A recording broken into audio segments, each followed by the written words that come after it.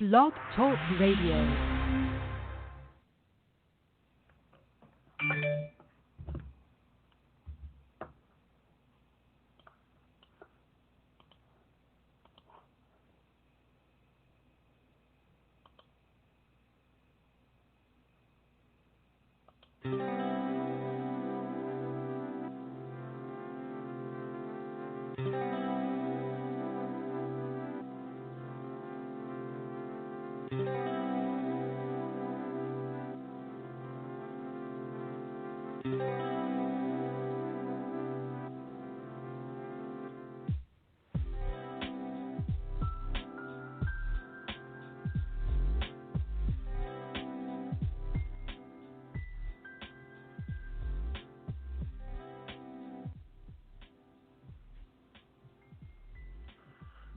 Welcome to the Moscova Media Podcast, brought to you by Blog Talk Radio, iTunes, iHeart, as well as a few other amazing, great stations, and we're definitely looking to get on some more. So appreciate everybody that continues to share, download, and stream the podcast all over the web. Thank you for spreading the good word. We surely appreciate it. And remember, if you want to follow more amazing posts and information about our guests and the different other projects we are working on, be sure to go to our Twitter at Moscova ENT, Moscova ENT, as well as the my personal Instagram, which is VMOSCOVA, and from there you can check out a lot of amazing work, as well as my site. And then from there, you can go and get the free course and class on marketing, as well as check out the book on podcasting that I'm in, which you could go purchase at Barnes & Nobles. All that information is on my social, so be sure to follow. And we appreciate you, loyal listeners, as we continue to entertain great guests that do amazing things and support the community through their work or however they choose to do it, which is why today we have an amazing guest named Edison Jaquez, who was actually born in DR, but moved to the United States with his family at the age of 7. He graduated from Perth Amboy High School and has a bachelor's degree in business management from Berkeley College. Long before many of his accomplishments, Mr. Jaquez's story is very similar and familiar. He spent early years fighting against the very neighborhood he grew up in. His story will soon become testimony that he will use as a tool to motivate and inspire youth to strive for better. Mr. Jaquez has made sure to stay actively involved with the community and the youth and helping others within his community. He is currently employed with the Passion Care Center, where he serves as mentor, drug and alcohol counselor. In addition to his current position, Mr. Jaquez is CEO of B-Men, co-founder of BYOUtiful, all mentoring organizations designed to enhance the lives of today's youth. Mr. Jaquez is also a motivational speaker, traveling throughout the state, sharing his story and reaching many audience, young and old. He is a self-published author of his own memoir biography titled A Second Chance, Life Lessons Turned into Living Dreams. He also wrote a self-help book titled Turning a Mess into a Message, as well as a children's book titled Believe in Your Dreams. Mr. Jaquez has appeared in various newspapers and radio stations for his work in the community and with the youth. He was also recently named 2016 Alumni of the Year from his alma mater, Berkeley College, and also received the 2017 Vale La Pena Award from his Boy Scouts of America for his service in the community. So as you guys can hear from what I just expressed, this man has been doing a lot of great work from time coming, from DR to parts of New Jersey that aren't always the best, and then using that to become a mentor for the youth. So it's a great honor to have Edison Jaquez. Are you there on the line, sir? Yes, sir, man. The honor is mine, man. Thank you for having me. I can't wait to give his listeners some motivation and hope to continue, just living in their purpose. Yes, sir. It's a long time coming. I really appreciate you stopping by the podcast. I've been wanting to get you on, just wanted to get you on at the right time. But as we launch our new season and we have some more amazing guests coming on, you definitely will serve as a pillar. Not only are you a pillar in the community, but a pillar on this podcast as far as inspiring others and being an example to the best of your humanly ability, because none of us are Jesus, but doing your best every day to inspire the youth. When it comes as far as the organizations you started, Be Man and BYOUtiful, what was the premise behind those that made you want to start those? Well, growing up as a young adolescent, I made a lot of mistakes, and definitely I could admit to not having positive role models in my life, or even having guidance. And what I mean by that is my father worked 2 jobs to make sure that the rent was paid and there was always food on the table. And I always had a mentor. I just never listened to him or took any advice from him. I always felt like, who is this person trying to help me become a better person, but he doesn't really know me. He doesn't know my struggles. He doesn't know where I came from. So why is this guy trying to mentor me and help me? Until I hit rock bottom and I realized the importance of having a mentor. That's when I put 2 and 2 together. And I said, you know what?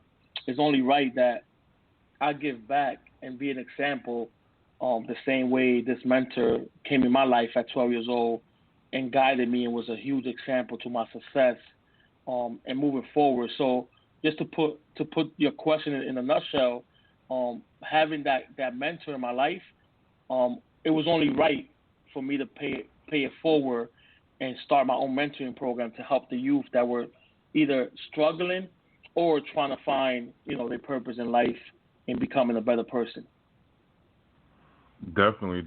I've seen clips with you bringing professional athletes to meet some of these young men and women, as well as the service you do in the community year-round, serving meals to underprivileged people.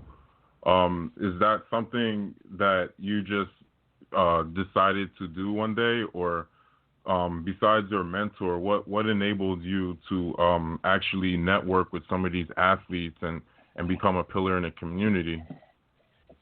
Man, I love sports. Growing up, watching all type of sports on TV and playing sports and having so many friends that love sports. And for us, sports was an outlet. At that time, basketball, football, baseball. We loved going to practice. We loved playing, getting away from the negativity that was going on in our community at the time. So I always, we always have dreams, and we would joke around and say, one day only we could go to a game. One day we could meet these players. One day if they could come to our community. And as a young boy, 13, 14, that always stuck with me. And I always say, when I get to a point in life where I could make the connections and network and really be of value for these athletes to even want to talk and want to come back and give to the community, I'm gonna do it. And that's exactly what I did. One thing I found very interesting with these different athletes I work with is that they love giving back to the community, and they are humble when someone reaches out to them in regards to giving back to where they came from, or just being able to be at an event and be able to take pictures or sign autographs. So that was my opportunity to kind of connect with these players and really be able to expose them to the Perth Amboy Middlesex community, which is the community that I serve and I do all my events at. Exactly, which is a community that definitely can use all the assistance it could have. It's not super urban out here as far as in Newark or whatnot, but having examples such as you and the different people you bring on board to support is definitely a wonderful example, which you've been doing for years. And I if I'm not mistaken, you did go to Woodbridge High for some time, even though you graduated from Perth Amboy. Yes. And yeah, from what I remember, you always brought light to the room, or or wherever, the class, wherever you was at, as far as, making sure that good energy was around and that positivity. And it seems like you took that, that passion into your work. Now you've written, I believe 3 books. I'm sure you're working on the next ones.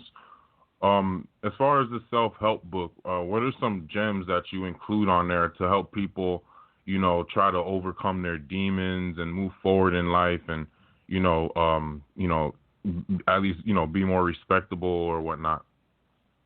Yeah, man. I will tell you, I didn't know, as an author and a writer, I didn't know how important it was to be able to give people the formula on what has helped you get to where you at in life. And this self-help book, titled "Turning a Mess into a Message," I was able to do that. I was able to have a chapter all about goals, have a chapter all about self-worth, have a chapter all about identity. So I have numerous chapters there that help you get in tune with yourself, and to help you get to where you got to get to, and to also see where you're at in life and how to move forward to become a better person in any area of your life. Like I always tell everyone that I come in contact with, I have to give all the glory to God, for being able to give me the chance to wake up every day and be able to do what I do. But I just had to let people know that it's possible, no matter your background, no matter the color of your skin, no matter where you come from, it's possible to turn your life around and become a better version of you. I think one of my mistakes when I was younger was that I would look at someone, and because they had a suit on and they had a nice car, I kind of thought they had the perfect life, and I would judge a person by that. And as I got older, I understood that, it doesn't matter if you have a nice car or an ugly car.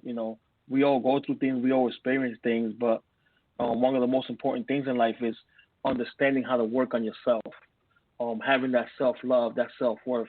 And I could be transparent with you here. We have a good connection, but, there was a point in my life where I didn't understand my self-worth or my self-love. I didn't really value myself like I value myself now.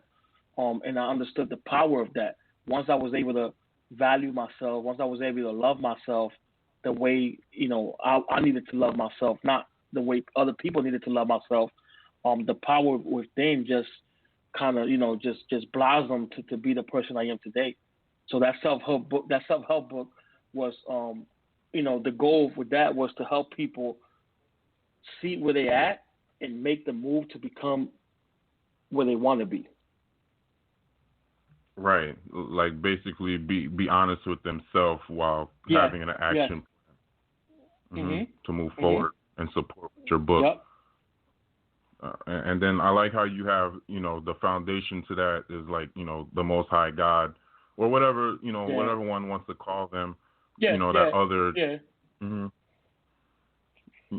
I always tell people, with me, like you say, the Most High, whoever you believe in, whoever is your highest power, I just feel like that's key to life. That's a very important piece to growth. You have to be able to move forward by understanding that, it's not all about you. All the glory doesn't go to you. Right. And to kind of have respect for the strength and honor and love, and not always being fearful or hateful or whatever of the Most High. Because Most High is always watching as we work and do what we ever got to do. And when you use that as your foundation, it allows you to have a strength that you can tap into, and it won't be another person that could be here or not there, which is great. Definitely. So as you were writing these books, how long did it take you to average to write each book? Because I know a lot of people want to be authors out here and are wondering how to do that. What are some tips you had for? Mm-hmm. Of course. So my first book, since it was a biography about my life story, that one took me a little longer. So that one took me about, say, almost 2 years to be able to put that book together. Just because, I'm telling my story, and there were certain events that didn't happen in my life yet that I had to kind of wait before I was able to write about it. So that one took me the longest. My self-help book took about 4 to 5 months. My children's book, which is titled Believe in Your Dreams, took about 2 months. And I'm working on my next book, which is titled Putting the Broken Pieces Together, which is also a self-help book. And that one's still in the process, so I can't tell you exactly how long that's going to take, but I'm still working on that now. Just to kind of give some tips to any listeners that want to become an author or, just want to write a book for themselves, because, people need to understand, becoming an author is not just writing a book for people to read. Some people just become an author so they could have their book that they could kind of say, I wrote this book and I want to read it and I want to pass this on to my family. So there's different reasons of why people become authors. I became an author because I wanted to share my story. I wanted to be a light in this dark world. I wanted to show hope and be a motivation to others. But the biggest advice I could give to anybody listening that want to take that step to become an author is find your audience. Find your audience. That was what helped me the most, is understanding that, where I grew up at and the people I surrounded myself with and how I was raised. That was my audience. So once you find your audience, you just kind of could, start writing and start putting the pieces together on how the story that you want to tell. Another advice I could give people is that don't rush the process. You got to be patient. You got to trust the process. This is not something that happens overnight. You don't just go on your laptop and the next day you have a book already. No, it's a process that, in order for you to really be successful at it and really be happy with it, you have to be patient and trust that it will happen at its timing. You cannot rush this process to become an author, because from experience, I know a lot of people, it won't work out for your best interest. So, those are the 3 main key points I can give to anybody listening. Once again, find your audience. Second, be patient. And third is trust the process. And those are some great tips. And where can people find your book? How did you put it out? Or whatnot? So my book is available. You got Amazon, BarnesandNobles.com, Kindle. If you go on my Instagram, Edison Jaquez Speaks, is in my bio. So it's on different channels where you can find it. A lot of people like to just go on Amazon, or if you go to BarnesandNobles.com, you type my name, all my books come up there too. So they're easy to find. I make sure that I put it in different channels so it could be easy for people to be able to order them and get them. Definitely. And you've done a lot of community work as far as, feeding the different people in the community or whatnot. Is there anything that you any takeaways that you've gotten from doing that in community, or any interesting stories that have happened as you've done that over the years? Oh man. Yeah, man, I would tell you, man, it's a feeling that is priceless. And I don't think there's anything out there that could probably top it, And what I mean by that is that the feeling of just being out there and serving somebody that might be less fortunate or might have had a rough, past or path in their life. Hearing stories of people saying, wow, thank you so much for this jacket is all I have. Thank you so much for these sneakers. Being able to get people that support you and want to give back and want to, be out there feeding and helping these less fortunate people is amazing. So my biggest takeaway is to continue to be humble and understand that as you give back, you will never lack anything.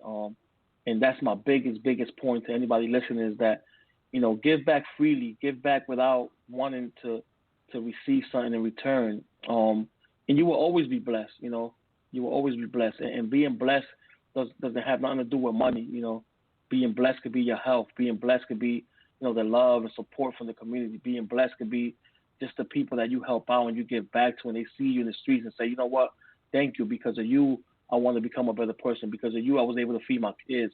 And I think that's the biggest feeling I could attach to it, is just being able to walk around town and see people come up to you and say, man, thank you. And thank you for all you do. Thank you for just putting this event together. Thank you for not forgetting about us. Thank you for, understanding that, we have nowhere to go. And because you put this event together, we get to have a jacket a sweater or a blanket for the winter.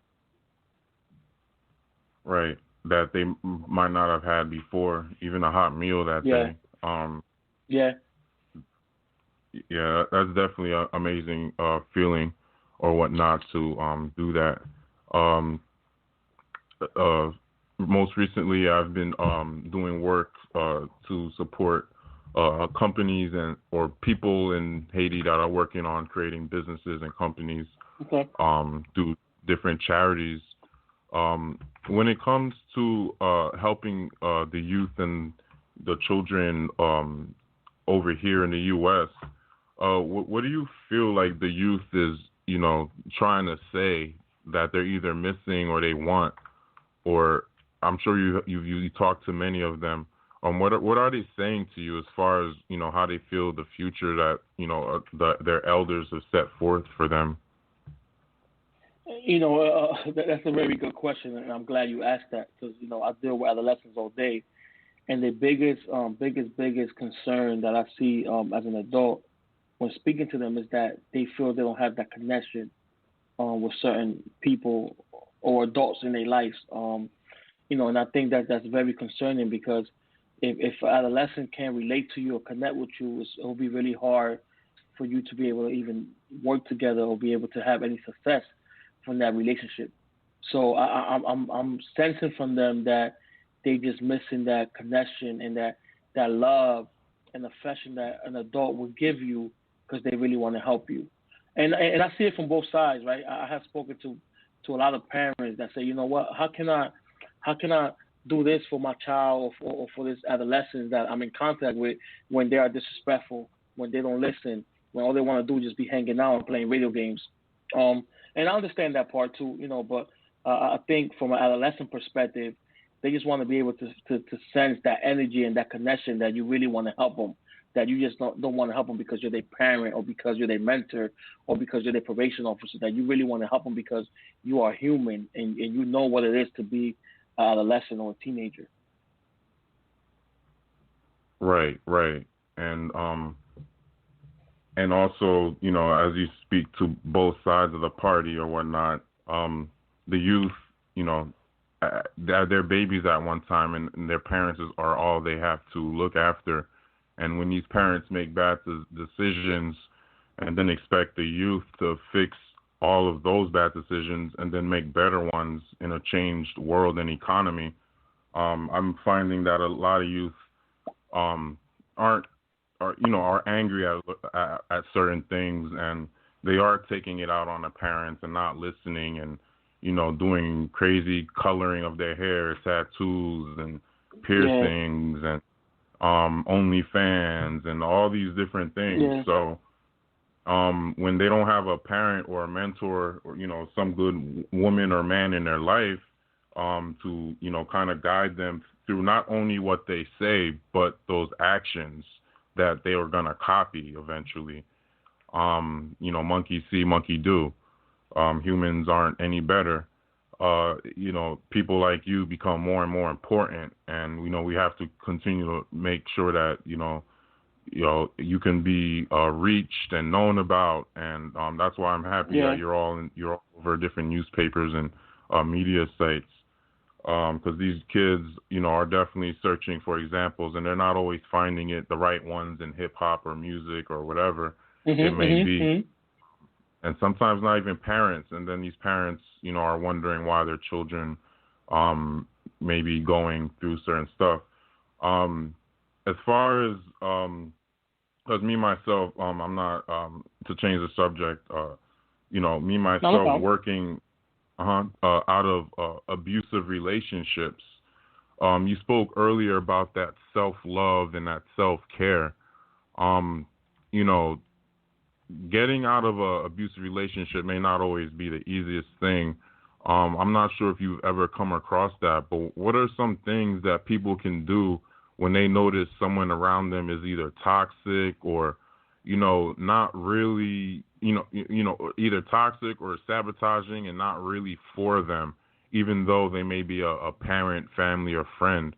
What are some things that a person can look out for and that they can do to either get away or prevent, that abuse. Yeah.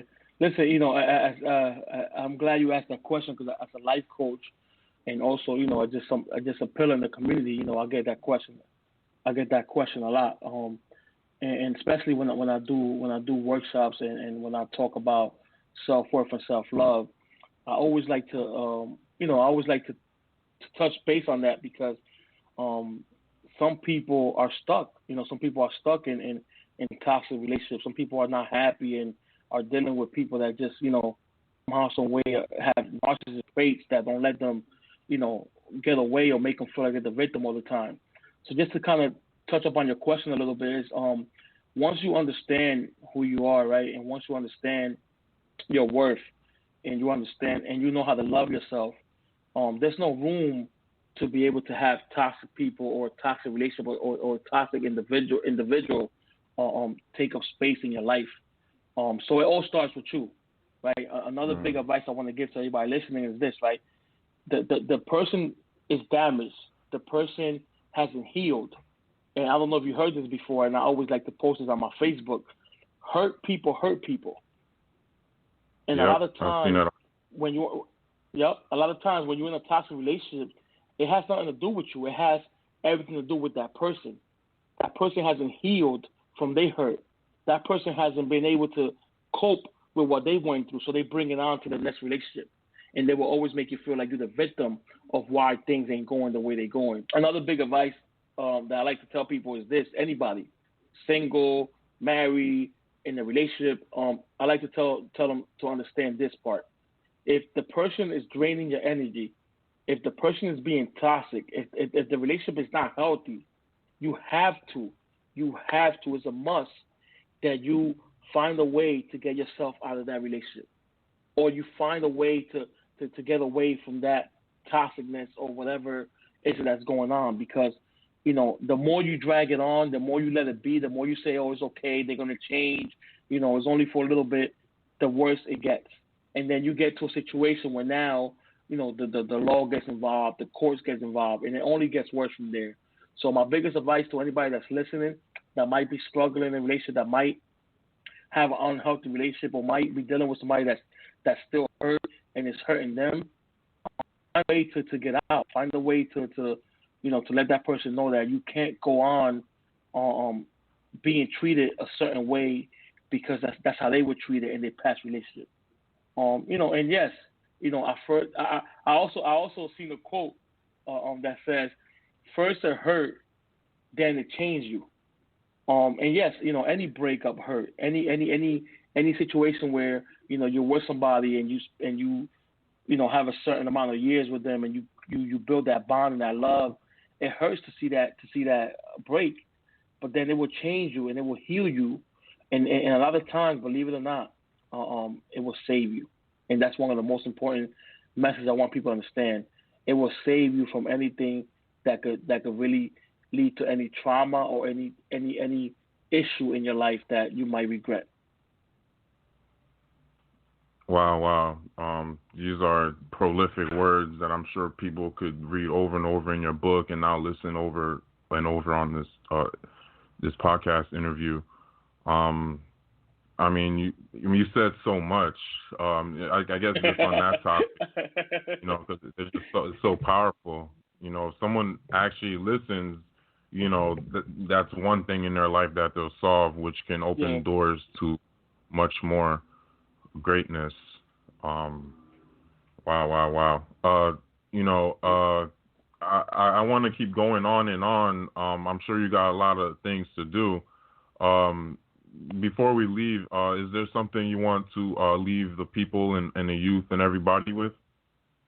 Man, listen, it's definitely a pleasure to be here with you, man. If you want to go a little longer, I could definitely make that happen for you, because at the end of the day, I think that, there's not a lot of times where you connect with somebody like yourself. I consider you a brother. We, like you said, we went to high school together. We bumped into each other a lot of different times. We were on social media together, so it's only right, and I mean that I come out here and bless your show. So time to me, is not an issue. But I do want to let the people know listening is that, You got to get to a point in life where, when you wake up and you look in that mirror, that's the person that you're competing with. That's the person that you want to make a better person. That's the person that you want to be deeply in love with. That's the person that you want to trust. And the reason why I say that is because that's going to challenge you to always worry about yourself first when it comes to you. And then that energy and that love will be given to others that come around you in your circle and your relationships and stuff like that. And I think, what we said before, it all starts with you. So the more you love yourself, the more you respect yourself, the more you trust yourself, it can only get better as you go out there and start building this different relationship with other people that you come in contact with. I see a lot of mistakes that people make is that, if you don't trust yourself and you don't love yourself and you don't hold yourself accountable, how can you love somebody else? How can you trust somebody else? How can you hold somebody else accountable if you can't do it for yourself? Exactly, and we could definitely keep going because I actually want to mention one of our sponsors that's helping put this together. We just got this sponsor, Dancing in Life. Everybody could go to dancinginlife.com, and what it is awesome. actually Dancing in Life is a company that provides free and premium training and coaching to help you overcome crisis in life and live your best life. It will teach you the power of movement and dance to help you feel better. So basically, they're using dance to kind of help people overcome. So it's just another option besides Edison, which everyone could contact Edison for that life coaching or whatnot directly or what. But I did want to mention Dancing in Life, which is also for everyone. That's amazing. And you don't have to be a dancer or even have rhythm or dancing skills. What matters is the movement and the intent behind it. So I don't want to go too much more into that because I want to get back to Edison. But people could go to dancinginlife.com and they can look more about it with Sage Flo, who put that together. But anyway, you only spent 7 years in DR, but I'm sure you go back there all the time. Well, what's the difference like from helping or giving back in the community there versus a community in the U.S. I mean, you will relate to this, right? Whenever you go back to your country, it's just a different connection there, man. Growing up there, being raised there, and having family there, the connection is different, man. So I would say the biggest difference is that that's my roots. That's where I was born and raised at. So when I go back there, or whenever I send clothes or send my family stuff, it's just a different feeling than when I do an event over here. But at the end of the day, it all comes together. It's all tied to love. It's all tied to just being able to be a pillar and being able to give back. So to me, it's kind of like the same feeling, but it's just a little bit extra when you do it for your country and where you were raised at. Definitely, when you could step foot, on that island or that, like you say, that country and give back to, I guess it's even more so your people or whatnot, which is really great. My family is from Haiti, so I do a lot of projects out there with this one charity called Fond Cause, which basically it's like they set up type GoFundMe's for these people that want to either sell cattle or shirts or even I saw one project for this guy that wanted to sell like flashlights and batteries on the island or whatnot. So it's pretty cool. Usually helps more so women, but everybody can awesome. get help out there. So I like doing that as well as my family. Like you we'll send clothes and cars and different things for people to use and get around, which is great. So I'm actually looking to do more projects in Haiti. So when I finalize some more deals, I'll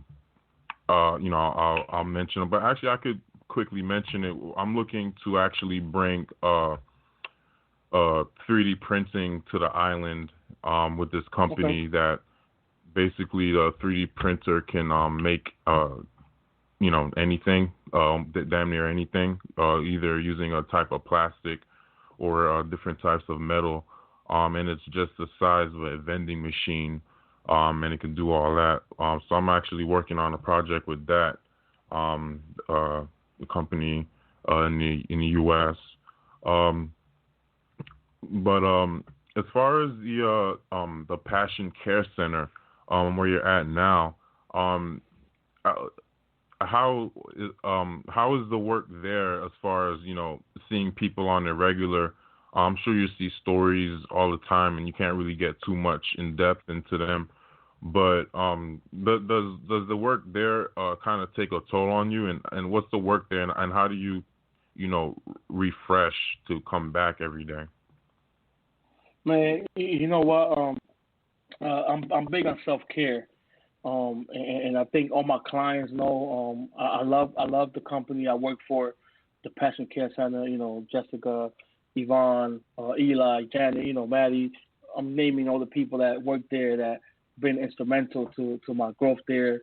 Stephanie, you know, all of them. Just because we understand the workload that it takes, helping clients beat, you know, the addiction that they're going through, or trying to recover from whatever substance they might be struggling with, or restoring their families, or even dealing with probation, or, you know, et cetera, stuff like that. So, and I'm sure you probably do this as well, since, you know, you have so much going on for yourself, is that I know I learned how to disconnect from certain things that could overwhelm me and take over my energy. And what I mean by that is, when I'm done with work, I'm done with work. You know, and my family understands that. Everybody around me understands that. So I try to, you know, manage my time the right way. If I'm doing family thing, I'm doing family thing. Phone is off.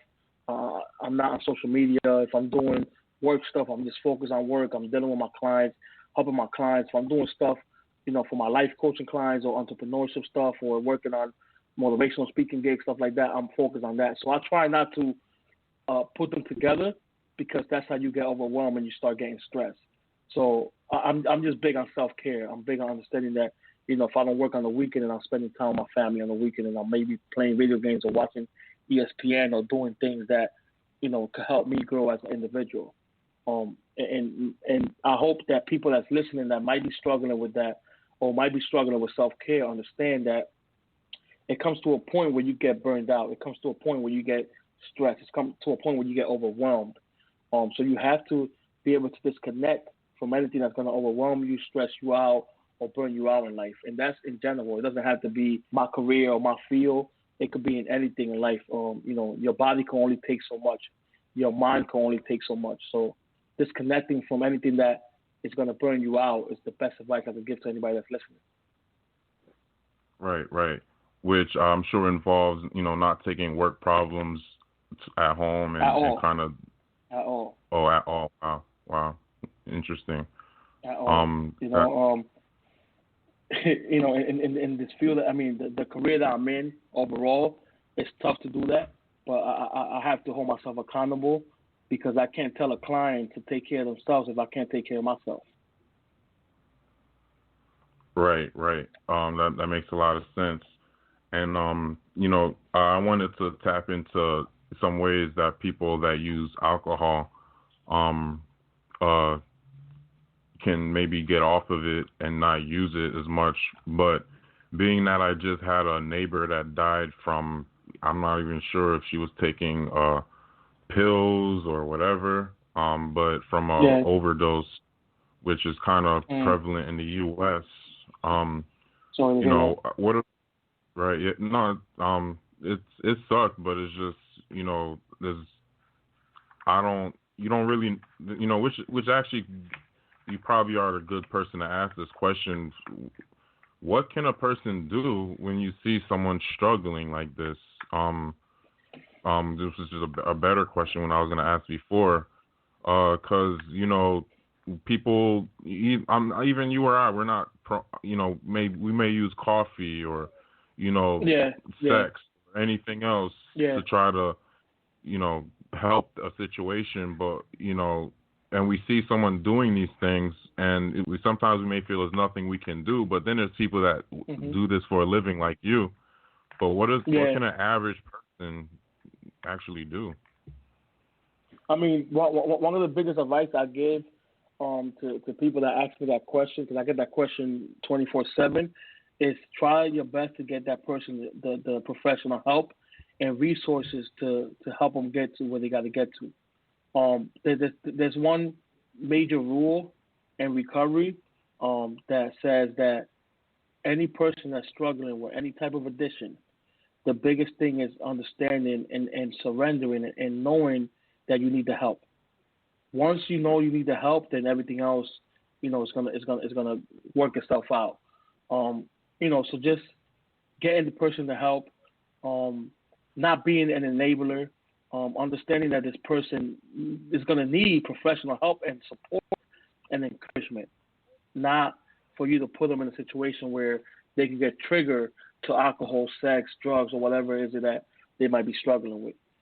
So the biggest advice I could give to anybody that might be looking for an answer to that question is get that person professional help, or get that person the support they need to understand that that's not their life. Drinking every day is not their life. Doing pills or doing drugs is not their life. And once they understand that, they surrender to understand that they need the help, then everything else, like I said, it will work itself out.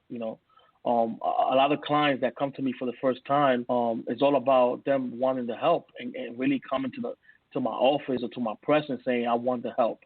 And that's all they need to do is, I think for some people, they might take this harder as they should, but if you go and say, I want the help, a professional person will help you. That's their job. That's my job. So you will get the help that you need. Right. That's definitely that's true. And these people, once they do have the resources in front of them, I'm not sure if you would say this, but it's up to them to kind of really do the work and try to get better. Oh yeah, 100%. 100%. Right, because we can't force anyone to do what they don't want to do, but we do want to see our fellow humans and friends and family, live to their fullest abilities. Because if you can make it out of DR and my family can make it out of Haiti and to do their best over here, everybody, can really, can try their best, even with all these seemingly obstacles around us, whether it's racism, sexism going around. We can do our best with the options and the resources that are available. A lot of them sometimes are free, and you can sign up for either insurance or whatever to attain them. And it's really about that person again going every day and doing the work. As far as alcohol, what are some things people can do to kind of realize it's a problem where they don't drink every day, but when they do drink, it turns into somebody they're not? How can someone as a person recognize this and change? What do you tell them? And, the thing is understanding understanding your patterns and understanding your behavior, right? And just to kind of break it down to you, right? I have people come to me and say, you know what, I don't know why I'm here. I'm not an alcoholic. I only drink on the weekends. And I say, okay, so when you drink on the weekend, how much do you drink? Oh, I drink to get drunk. I said, so what's the difference between you getting drunk on the weekends and a person that drinks every day and they stay shut? There's no difference, right? So understanding your behavior, understanding your patterns. If you know that when you drink one beer or hard liquor, it makes you want to drink 3, 4, 5, 6, 7 more, then there's an issue there that needs to be addressed. Because what happens is this and listen to this, right? It's called mind-altering substance. So somehow, some way, it's going to alter your mind to maybe do things and make choices that you wouldn't do if you were sober. Right. So that right there should be scary enough to tell you, you know what? I got to be careful. Because this alcohol and this drug is going to alter my mind, and I'm going to get behind this wheel, and I'm going to end up getting a DUI, or I'm going to end up crashing and maybe killing somebody, or I might end up killing myself. So these are things that, as scary as they might sound, these people need to hear this.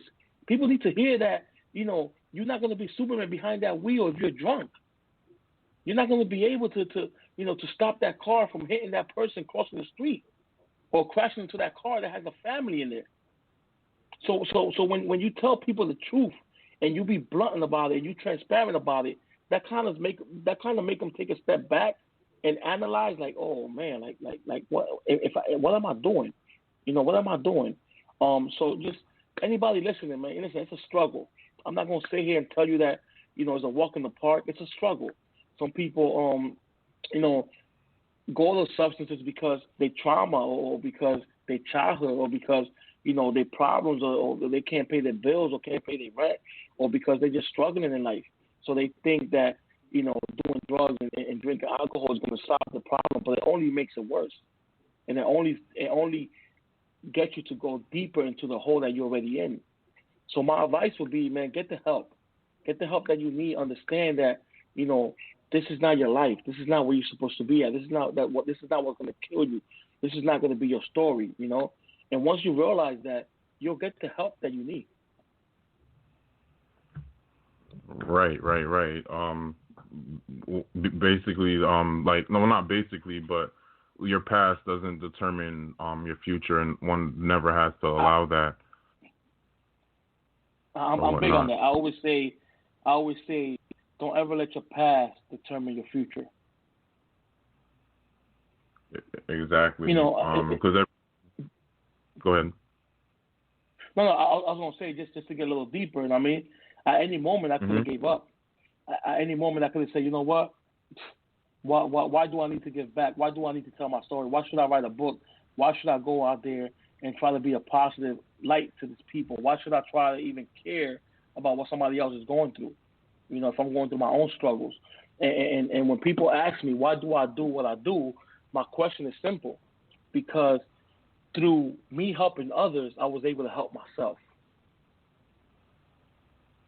Right. You get what I'm saying? Like, I was able to help myself to become who I am today because I was helping others get through whatever they were going through in their life. Wow, that's powerful. I guess it allowed you to learn different life lessons. Yes. And then also we don't always have to go through hardship to get better. Maybe we could learn it from someone else as you teach here today or whatnot. So I'm sure as you work and help these different people, it helps you enrich your life in a way by either knowing what to do or what not to do as well. So that you could be even better example for the youth that you help out. Yes. And show better routes of encouragement. As far as the keep me on my toes. Right. Definitely. As far as the children's book, what lesson were you looking to give to kids through that book? You know what? Just to give you like a little backstory of how the children's book came about. I have two boys. I have a 3-year-old named Jacob, and I have a 12-year-old named Armani. Was on my world. Shout out to my wife too. My wife Jennifer. She's awesome.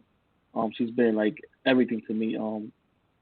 So my two boys, right? I was always like, my oldest son, my 12-year-old, used to always look at my book, A Second Chance. And he'll be like, Papi, let me read it. Can I read your book? I'm like, no, not right now. You're too young. And I said to myself, what can I do to kind of have them be able to read a book that relates to them through my story, obviously.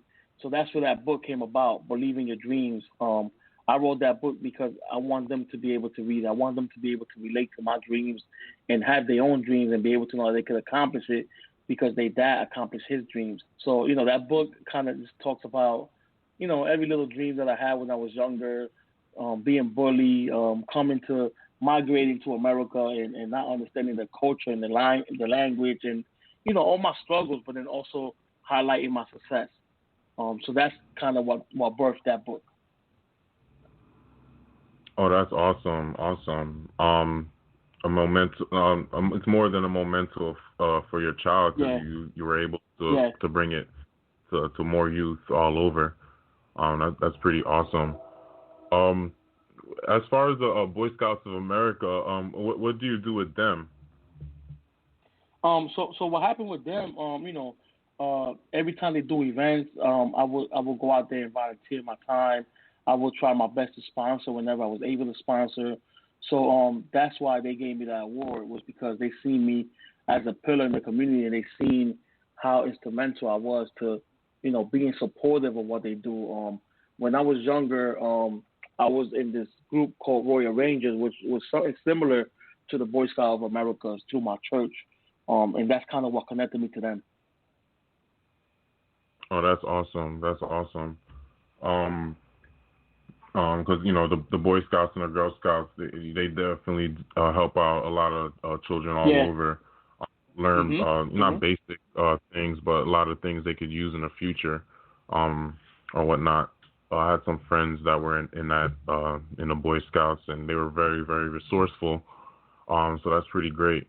And again, as far as you do so much great things, and you're always mentoring, and no doubt you're part of all these great organizations. What's actually next for you and the different organizations that you've created or are part of? What are you working on next? You know what, and I'm gonna share this on your podcast, because to me, right, I always look at my journey. I always look at everything I've been through, right, and I say, you know what, okay, that's it. I'm gonna kind of take a chill pill and just sit back and relax. But something always pushes me to want to do more, right? Something always pushes me to keep going, and I think this is just my purpose in life.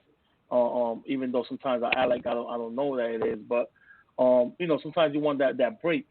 But I haven't been able to get that break, not because I don't want to, but because I'm still needed to do work. There's still a lot of work I need to do.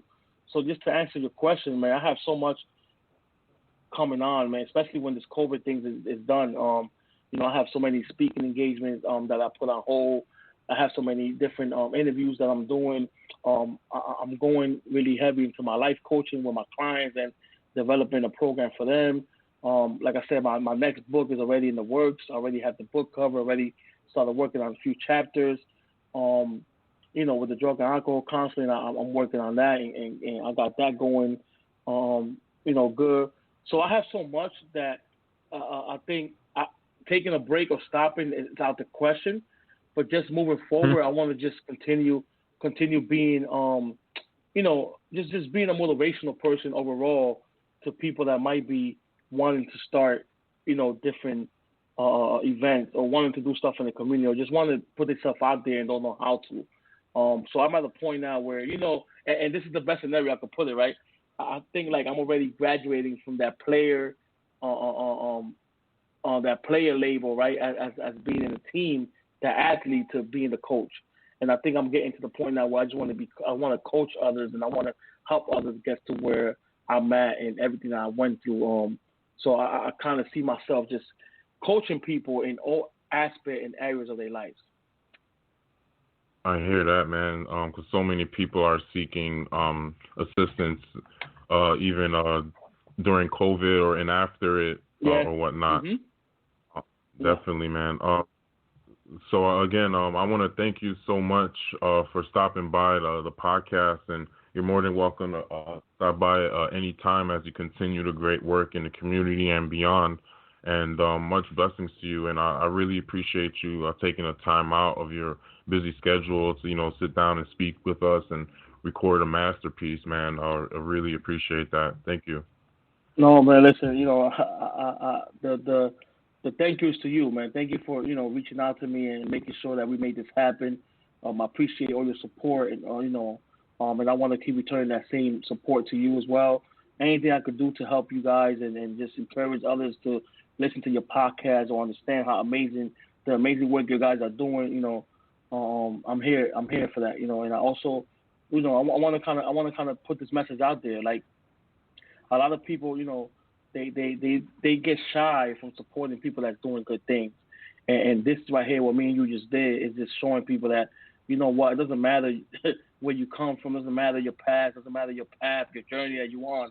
It's a blessing and amazing when you can support each other and grow together and show people what unity looks like from every perspective in life. So the thank yous to you. I appreciate you for, just being who you are and doing the work that you're doing. I mean, I know some people might look at it like, it's only a podcast, but nobody knows your struggle. Nobody knows what you've been through to get to where you're at today. So just keep pushing, brother. You have somebody here that no matter how busy my schedule is, I will always make time to support you and be here for you as well. Oh yeah, definitely, man. I appreciate that. What people really don't know about me is like I'm overcoming and healing from 2 years ago. My jaw got broken and I had a concussion out in Edison. But luckily it was on a hotel property, and I got a lawyer involved. Okay. So I'm just thankful I'm here today to kind of be able to to talk to the good people in the community like you. Yeah. No. So life is good, and let's continue doing good and helping others. And Amen. Mm-hmm. Amen. Appreciate you, man. And thanks Anytime, again, brother. and we'll have Anytime. you on soon, no doubt. Thank you so much, brother. Appreciate you, man. Have a good one. You too. All Peace. right, brother. Peace. And there you have it, the wonderful Edison Jaquez. Appreciate everyone for listening and just being so supportive and sharing. And let's continue to give back in whatever ways, whether it's the charity or you can do even greater work, like Edison Jaquez over here in the East Coast, Perth Amboy, New Jersey, Woodbridge area, Middlesex County, doing his thing. And just thank you to everyone that is out there doing good work, and don't stop. And if anyone's struggling, remember, if you do the work and you try to be a better person from within, from without, you can see as above, so below, as within, so without. So let's keep on rocking. And again, thanks to my sponsor, Dancing in Life, help make this show continue going on. And in a few weeks, we should have Sage Flo on, who's the man behind Dancing in Life, and who actually built a thriving career in commercial real estate, but a personal crisis and emotional bottom led to discovering his true self as an inspirational life guide.